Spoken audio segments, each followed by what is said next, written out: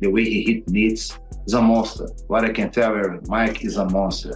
And the only thing I can guarantee, Mike gonna touch Jay, 100%. It's gonna be impossible to Mike don't touch Jay. How about Mike Tyson versus Jake Paul? And then if Mike Tyson hits him, it's over. I was told there's absolutely no headgear involved. That's crazy. I mean, 18th and headgear, and they're going to get paid that kind of cheddar. It's like those guys are the ones that are winning. The boxing world has just reacted to Mike Tyson's new training footage, and this is not what you would have expected. Moreover, Rafael Cordero, Tyson's trainer, has detailed the strategic preparations Tyson and his team are undertaking to tilt the odds in his favor. And we have a Erica, we have a Mike Angel, we have a James, we have Kikis, Mike's wife, she take care about everything. So it's a great team. It's a great team, and we're super excited. It's a professional team. It's not something then just like gonna be entertainment. No, it's gonna be a fight. This is what we truly believe. And Ariel, the way I train Mike is the same way I train my boys to fight MMA. So there's no difference. Despite Tyson's advancing age and ongoing battle with sciatica, there's a concerted effort from his team to reshape the narrative surrounding him. Rather than portraying him as an aging and physically limited fighter, they aim to showcase his enduring abilities despite the odds stacked against him. Mike, as soon as people start talking about maybe let's do one more fight, he's already back in camp. Oh, okay. He's already in shape. He's already in shape. We cut a lot of things. We already start doing rounds in our frames, so it's amazing to see. Describing the two-time heavyweight champion as a monster, the coach emphasized that training camp has already commenced, despite the fight being nearly 4 months down the road. Cordero remarked, "Mike, he just hit the bags. He hit the mitts, did his strength condition. He has a group of people around him and is one of those guys that work with a lot of people around. The combatant is already in prime condition, with their attention now squarely on refining their endurance," he observed. The coach added, "It's a great team and we are super excited. It's a professional team. It's not something that just likes to be entertainment. No, it's going to be a fight. This is why we truly believe in our area. The way I train Mike to fight is the same way I train my boys to fight." Expanding on his assertion, the coach renowned for honing the skills of numerous MMA contenders is elucidating a strategy that capitalizes on the prowess of Iron Mike while exploiting the vulnerabilities of the problem child. Cordero added, "Panic. He will panic. That's the goal. Our goal is to keep Jake in panic the entire fight, or for as long as he can take it." On the other hand, Campbell Hatton, son of British icon Ricky Hatton, asserts that the training clips featuring Mike Tyson have created a misconception among fans, leading them to believe that Tyson is sufficiently ready to confront Jake Paul. Hatton said, "People are getting carried away because Tyson looks incredibly formidable in training videos, but people are justifying the fight based on his training prowess." Campbell Hatton proposes that these clips are strategically employed to justify the upcoming bout. There's been speculation circulating suggesting that the footage dates back several years, preceding his much-anticipated return bout against Roy Jones Jr. in 2020. Here is a look at the most recent training footage of Tyson.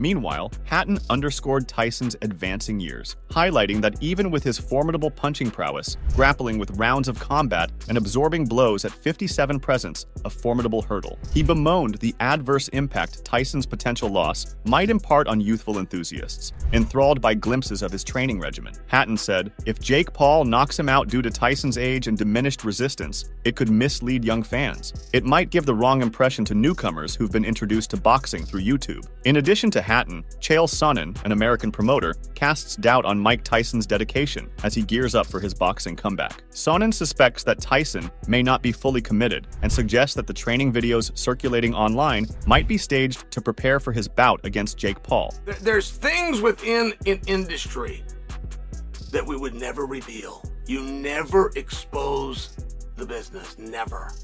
And that's becoming harder and harder because there's fewer and fewer things that still aren't exposed. Sonnen, however, has alleged that Tyson merely tapped the pads for a brief period. He then suggested that Tyson should douse himself with water to create the appearance of exertion during their next session. He said, "In the future, if you're ever going to spend 5 seconds hitting mitts as a way of making the audience believe you're doing a training session, make sure you splash water on your face and t-shirt first." Similar to others, Sonnen has voiced his concerns about the fight being arranged, citing the significant age gap between the contenders. Paul emerges as the clear favorite for the July 20th match, match, with medical experts cautioning Tyson about potential health risks associated with accepting the bout. Speaking on Patrick Bet-David's podcast, Sonnen said, "Vitor Belfort, who has never boxed, put him away so fast. So this is an Olympic gold medalist you're watching. Vitor, who has never done it, put him away so fast that it ended Vitor's boxing career. They would not book him again. They labeled him like an elderly abuser." Sonnen articulated his perspective on why he sees slim odds for the heavyweight icon, pointing to Tyson's longtime adversary Evander Holyfield. On the other hand, UFC fighters are joining in on the skepticism. In echoing Sonnen's doubts, UFC bantamweight champion Sean O'Malley opted for cautious restraint rather than outright declarations. Jake Paul,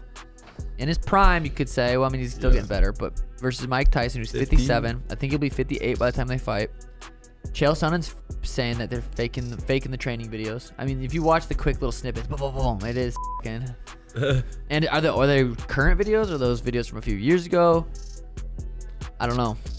Are they going to wear headgear? He did, however, concede that the brief snippets in the videos could potentially be deceptive. These remarks inevitably cast doubt on the authenticity of the videos, leaving uncertainty as to whether they depict recent events or belong to a distant past. If you watch the quick little snippet, it's like boo boom. If they're current videos or if they're videos from a few years ago, I don't know.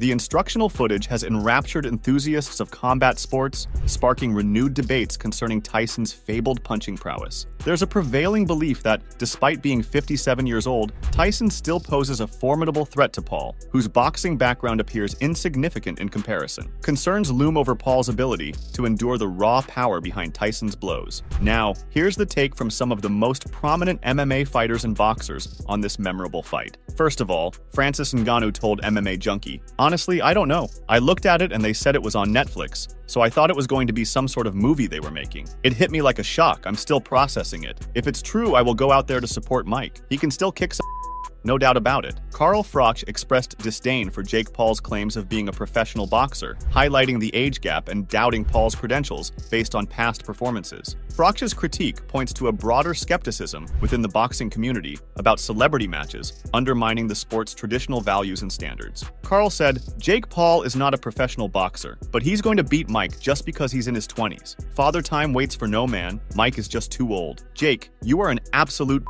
I've seen you fight and watch you lose against Tommy Fury. Why are you still gloving up and calling yourself a professional boxer? You're a clown." Colby Covington expressed outright concern for Tyson's well-being, pointing out the risks involved with fighting at an advanced age. Covington's comments reflect a common sentiment among fighters, a blend of admiration for Tyson's legacy and apprehension about the physical consequences of the match. Covington said, "I don't like it at all. Mike still looks like a superhuman, but he's still 57 years old. He shouldn't be fighting anymore. I don't think it's safe. I think it's dangerous at that age. Your heart might explode. He gets hit in the head. He might have a brain bleed. I hope Mike Tyson makes it through injury-free and doesn't get hurt." Covington further shared his prediction for the fight, suggesting that Jake Paul might knock out Mike Tyson within the first 2 minutes. He speculated that if the fight lasts longer than that, it could be because Paul is intentionally prolonging the match to make it appear more competitive than it actually is. He added, "I think Jake is going to probably knock him out within the first 2 minutes. If he doesn't, it'll be because he's carrying him and he's trying to make the freak show look like it's a competitive fight." Covington articulated his frustration with the idea that a YouTuber could potentially defeat a boxing legend known as the baddest man on the planet and the most feared man,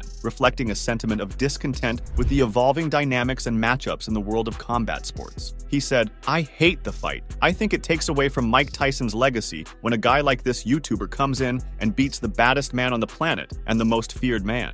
Meanwhile, Tony Jeffries, a distinguished Olympic medalist hailing from the boxing realm, openly voiced his apprehensions regarding the imminent showdown between Tyson and Jake Paul. If Jake Paul did land that one punch on Mike Tyson, and he did finish Mike Tyson off, I'm not saying he's going to do it, but if he did, what happens to Mike Tyson's legacy then? The younger generation that doesn't know who Mike Tyson is the way that I know him, and you probably know him, looking up to him as this living legend, this icon, one of the best to ever do it. He will be remembered by the younger generation as that guy who got knocked out by Jake Paul. Now imagine that. How bloody sad would that be? Colonel Moten expressed a desire for Mike Tyson to defeat Jake Paul, indicating he found Jake's behavior disrespectful. He said, "I want Mike to knock Jake Paul out. I feel like it's disrespectful of Jake. He says he wants to be a real boxer, but he's challenging these retired fighters. He retired what, like 30 years ago? Mike is past his time. He can maybe pull it out, but it has to be early." Tyson Fury, the reigning WBC boxing heavyweight champion, sees the impending bout featuring Tyson and Paul as a significant boon for the sport of boxing. He said, "You've got a legend in Mike Tyson. You've got a YouTube boxer who has come into the game and blew it up, and he's got millions of followers and millions of views and millions of eyes. Good, bad, or indifferent. Some people love him. Some people hate him." Fury couldn't help but take notice of Paul's transition from an internet sensation to a bona fide boxer. He pondered aloud why anyone in Paul's shoes wouldn't seize the opportunity to step into the ring with Tyson, given the chance. In the end, it's bound to become a remarkable display, and Fury has openly conveyed his deep respect for both parties involved. He said, "You gotta admire them both, and I wish them both the best of luck." Overall, this fight encapsulates a broader debate about the intersection of entertainment,